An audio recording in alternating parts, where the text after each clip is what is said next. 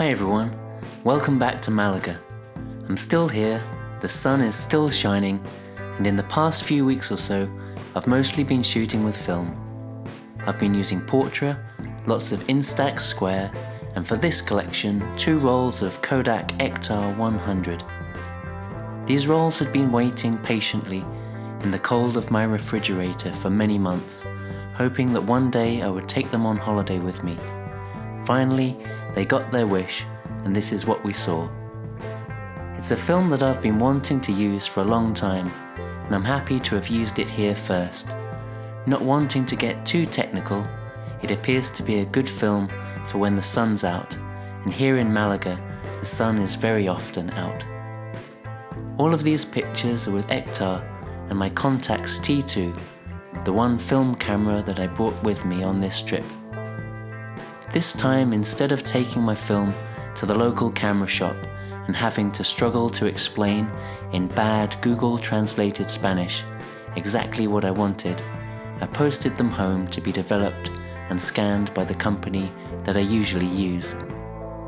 Just like it must have been in the old days of film photojournalism, my film was sent back home to England and I waited to see what I had got.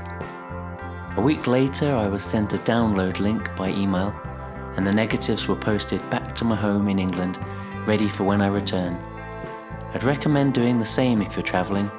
You get the digital pictures that you want, and don't have to carry the negatives around with you on the rest of your journey. So this was my first time using Ektar, and my first reaction when seeing the colours was to simply say wow. I remember it was this picture of the Malaga Pompidou Centre that I saw first. The colours seemed so striking, so punchy, the reds especially. It's such a strong and vibrant look that I'm really not used to with film, and I'm unsure how I feel about it. I usually go through a process of initially loving the look of a new film I've tried, and then becoming more critical of it over time. It's the colours that I think about most, so I don't fall out of love with black and white films quite so much.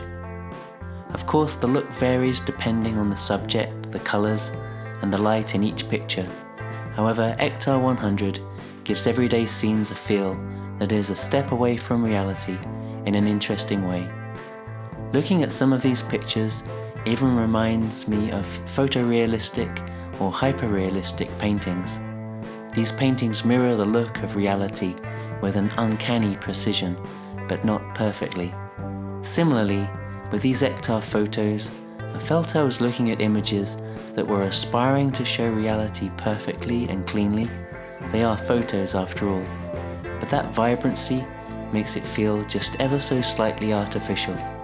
Of course, the world is vibrant sometimes, but these pictures have something about them that can feel like it's trying just a little too hard to convince me. Anyway, I'm just thinking all this up while looking through these pictures. My thoughts aren't especially thought through, but it's good to think about how photos make you feel, because then you can understand how they might make other people feel, and that must surely be a part of what photography is about. As ever, thank you for watching and subscribing. See you all in the next one.